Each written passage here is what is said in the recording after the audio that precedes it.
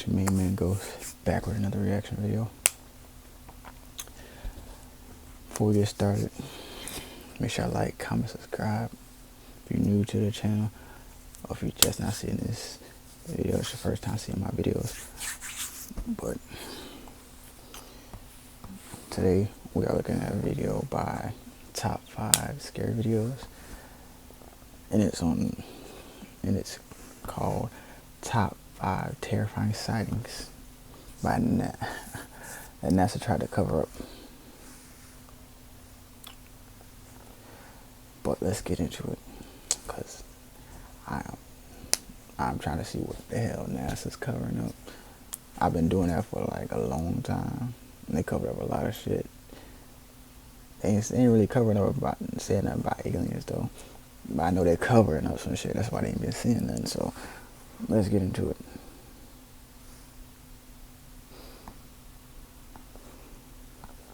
Five Scary. I'm your host, Kyle McWaters. Every day there's something new, isn't there? Old ISS videos, someone's shaky phone of a balloon that just zips through a portal, and of course some press conferences with the real deal earlier this year. Here's the top 5 terrifying alien sightings NASA tried to cover up.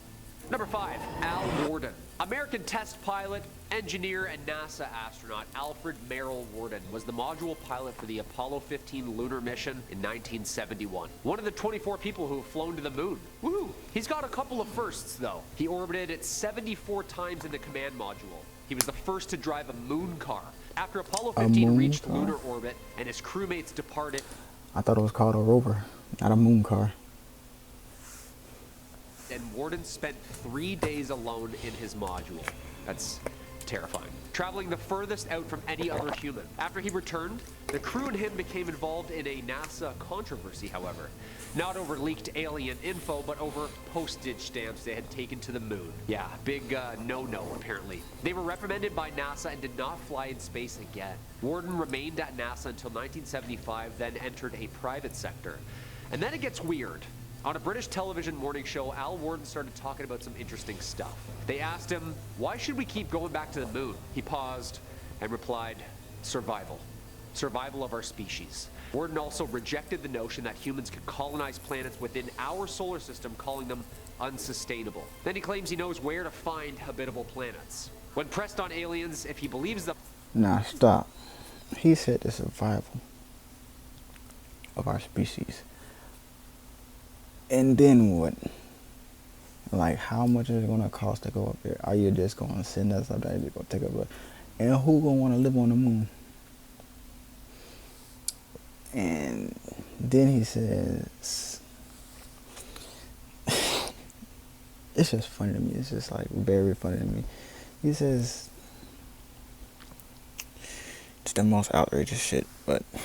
Or not, he said, yes. You know, I've been asked that question hundreds of times, yeah. He said he knew where to find habitable planets, meaning places that we can live and breathe, you know, shit like that, like Mars. We are the aliens, though. We just think there's somebody else. But we were the ones who came from somewhere else, because somebody else had to survive. They got in their little spaceship, and they came here, and they landed, and they started civilization here. And if you don't believe me, go get books on the ancient Sumerians and see what they have to say about it. They'll tell you right up front, end quote. Okay, when you hear an astronaut say that, kind of jarring. Number 4, Roswell. As always, if you dig what we do here on Top 5 Scary, make sure you hit that like button. Birth of the UAP. This one is not hidden. Everybody know about this shit. Roswell. Everybody know about it. Like, it ain't hidden. I mean, the bodies and shit may be hidden and all that, aliens and alien bodies and shit, but that spaceship and all that, it's not hidden. They still trying to figure out, was it a spaceship or just was some tinfoil? That's all on the History Channel, the Discovery Channel, the Science Channel. Phenomenon. 1945.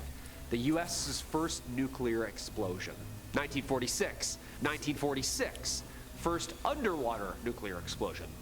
1947, the first crash flying saucer. Coincidence? I think not. especially since they've been known to hover around nuclear bases. Probably for the better. Humans are kind of the worst. Local rancher Mac Brazel finds the wreckage on his property in Lincoln County, New Mexico. Sheriff Wilcox showed... You see? This is how they cover it up. If you looking at this freaking photo, like, bro, that look like something that we made. And then you got all these other people saying that they saw craft, not some fucking piece of tin foil. It looked like tin foil. Like, that wouldn't be able to enter the fucking atmosphere like that.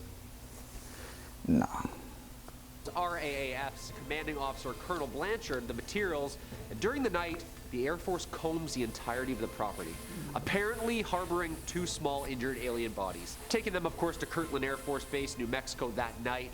And the very next morning, the Roswell Air Force makes a statement claiming they have recovered a crashed flying disc in local newspapers. Boom!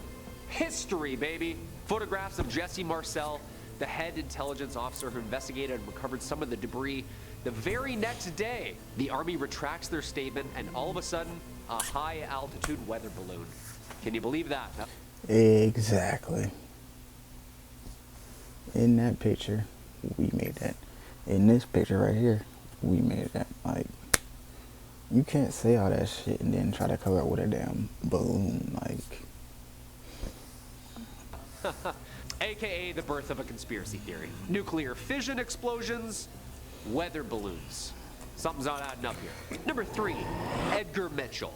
Edgar Dean Mitchell was a U.S. Navy officer, aviator, test pilot, engineer, NASA astronaut, and of course, a ufologist. Ufology is the pseudo term for somebody who studies the UFO phenomenon. I don't think there's a degree you can get that in. If so, I'm signing up. What school? What school, sorry? He was the lunar module pilot of the Apollo 14 in 1971 and spent 9 hours working on the lunar surface. He was the 6th person to walk on the moon. Yeah, he was walking while Warden was up there drifting in the currents of space. Mitchell publicly expressed his opinions and that he was sure that there were thousands of UFOs recorded since the early 1940s We're giving away this watch, and it's making liberals absolutely furious.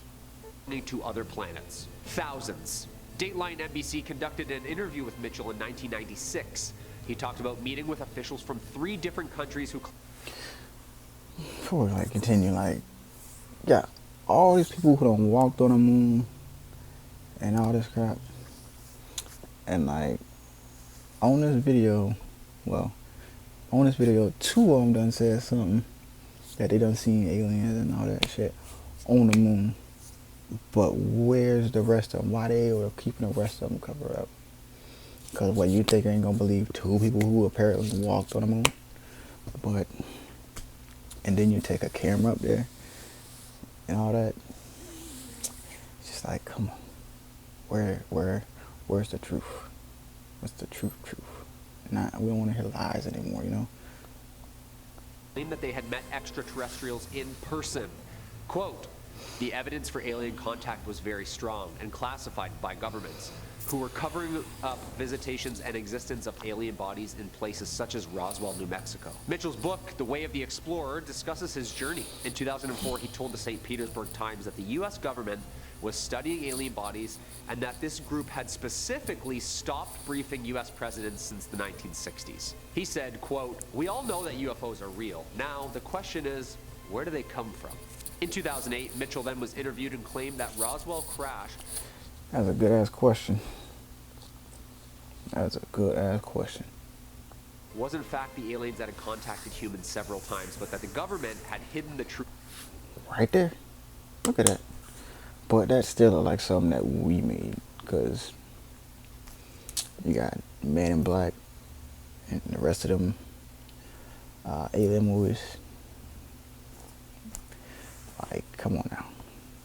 For more than 60 years. Scary stuff, scary stuff. He sadly passed in 2016. If we just reread the credentials alone, just one more time. And like in that video, like they weren't wearing no gloves, so it's where's the truth, bro? Where's the truth? Number 2, James McDivitt. James Alton McDivitt is an American test pilot, Air Force pilot, engineer, and NASA astronaut who flew in both the Gemini and Apollo programs. After graduating first in his class with a Bachelor of Science degree in aeronautical engineering, he qualified as a test pilot at the Air Force. In 1962, McDivitt was selected by NASA for the Gemini 4 mission. In 1965, he saw, filmed, and photographed an object which approached the Gemini 4 as they were orbiting Earth. Over Hawaii, a craft of some sort. The UFO had a long arm sticking out of it. Here's what Major James McDivitt said. I was flying with Ed White. He was sleeping at the time, so I don't have anybody to verify this story, but we were drifting in space when suddenly an object appeared in the window. It's a cylindrical object, white. It had a long arm that stuck out of the side. The film was sent back to NASA and reviewed by some NASA film technicians. One of them selected what he thought was what they were talking about, at least before I had the chance to review it, and it was not the picture. It was a picture of a sun reflection on the window. So what were the pictures that he was talking about? In 1975, McDivitt said, I never made a big deal out of it. It was something I definitely couldn't identify. It looked like a beer can with a pencil sticking out of it. Yeah, I would eventually give up on that too if those were my credentials and people were like, yeah, right, James. When somebody has like 25 years of designing and flying space shuttles around, when they say, hey guys, I'm seeing something up here. It's not like, oh, James, clean those old specs, would you? Yuck, yuck. Houston, we have a problem. And number one. Exactly. Like, how you gonna tell me what I'm seeing? And I'm up there, and you on the ground at NASA. Ain't no cameras on the thing yet, like that, like high definition type. It's just my eyeballs and like some recording shit. But there probably was cameras up there like that was recording. It probably couldn't fuck with the like edit it and shit like that. But if I go up there and I see some shit and I tell you I'm seeing some shit, you ain't gonna say, oh, it was nothing. No. How would you know? I'm telling you. You're not telling me. Like, come on now. Gordon Cooper. Leroy Gordon Cooper Jr., an American aerospace engineer, test pilot, U.S. Air Force pilot, and the youngest of the 7 original astronauts in Project Mercury, the first human space program in the United States. You know the pictures. It looks like they're wearing a tinfoil suit, you know? Old school, old school. After service as a fighter pilot in World War II, he qualified as a test pilot in 1956 and then was selected as an astronaut in 1959. In 1963, Cooper piloted the longest and last Mercury spaceflight, Mercury Atlas 9.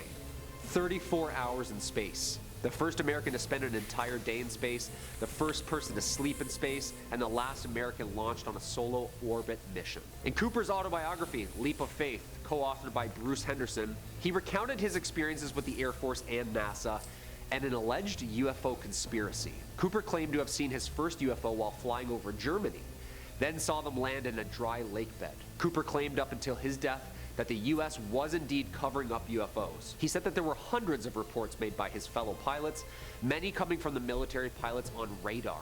In his memoirs, Cooper wrote that he had seen unexplained aircrafts tons in his career, and that in 1978, he actually testified before the United Nations on the topic. He sadly passed in 2004. He was such a strong advocate for disclosure, and all of these astronauts are remembered as putting their neck and name out on the line for some truth. But I mean, those UFO enthusiasts, huh? They're all wackos, right? Right? Hey, we hope you enjoyed that video. I've been Kyle McWaters. You've been creeped out. As always, stay spooky, everybody. You see what I mean? It's like the people who come forth with the information and all that, they pass and then they say it's not real. But I guarantee they got documents and documents and documents of that shit in their catalog. It's probably here on YouTube shit. But like, come on now. You can't just keep saying this shit is not out there. We ain't see nothing. Like, come on. But send me your opinions in the comments. Send me your opinions in the comments. I want to hear what you got to say. But that's it for this video. Make sure you like, comment, subscribe. Check out the next video, because I'm going to be doing a second part to this, because that's all they see to have a second part. So we'll see what else sightings they hide in. So make sure y'all like, comment, subscribe again, and I'll see y'all in the next one. Peace.